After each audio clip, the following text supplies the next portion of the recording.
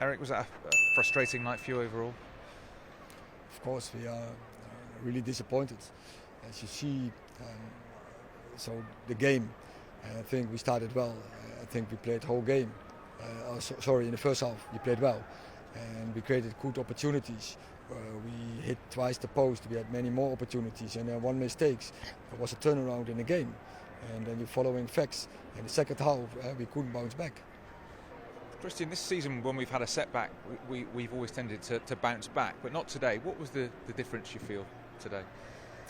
What's the difference? Difficult to say. I think we tried. I think we started the game well and felt we were in a good position to really get a good grip of the game. And then obviously we lose the ball and David slips, and then of course it's difficult from then on. But I think we tried. I think we have bounced back, but sometimes you need some extra kicks, and then hopefully next time we'll do a lot better. David has had a great season. He's saved us lots of times.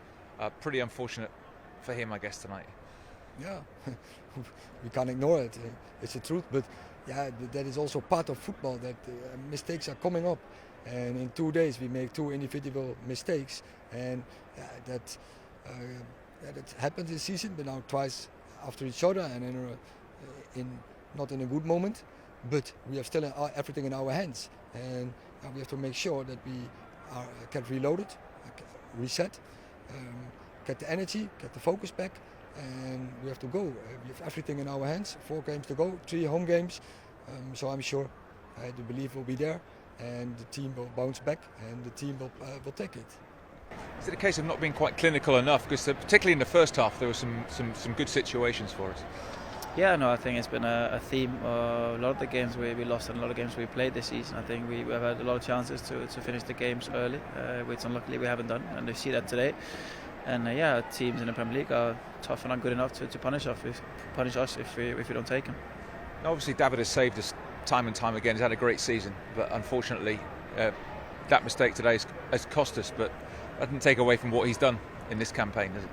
No, 100%. We definitely. I think he's one of the reasons we are where we are. I think he's proven that again and again. And obviously, he has a bad game. Anyone can have a bad game or a little mistake. It's just difficult as a keeper. If you make one mistake, it's a goal against. That's how it happens. And I think we have the team, and I think today we have the qualities. We should have bounced back. It is in our hands. How important is it that 3 of those games are at home? Do you think, where we've had a fantastic record this season? Yeah, definitely this season. We are struggling away, but totally unnecessary, and in Brighton and today in West Ham.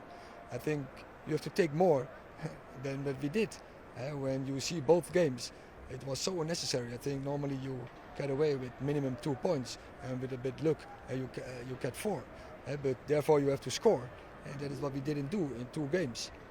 Was it frustrating in the second half? Because obviously they were defending in depth. You had a lot of the ball, but it was just difficult to get through them.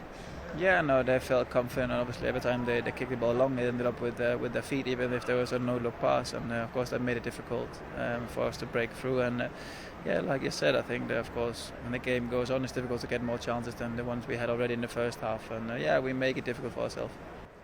For once, we don't have a midweek game. We've got a few days of training and so on. How important could that be for next weekend? Very important. It's the first time since Christmas that those players have this. So we take those days, we will reload, get the energy in, and Saturday we know what we have to do. I know the manager doesn't like to make excuses, but that is the 57th game, I think, of this season, the most in the top 5 European leagues. Is that a factor at the moment? Well, I can't say I missed about 1.5 months. I missed a few of those games, but no, I don't think so, because you go into a rhythm of just playing the games. Obviously, the season is coming to an end, but I still think, and I think you saw that today, we still have the energy to push for the win and energy to win the games. And I'm sure also for the next 5 games we have energy enough to finish in a strong way. Yeah, and top 4 qualification is in our own hands. 3 of the 4 games are at home. Are you still confident we're going to do it? Yeah, no, I am. I've seen the qualities we have and the chances we create. I mean, at some point, I think we will score and we will win the game. And I'm confident. But obviously, we have a lot of things we need to work on. We need to change how we shoot and how we score. But no, I'm confident that we stay in the top 4. Yeah. Finally, Erik, I know you don't like to make excuses, but could we be running out of steam? That's 57 games, more than any other team in the top 5 European leagues.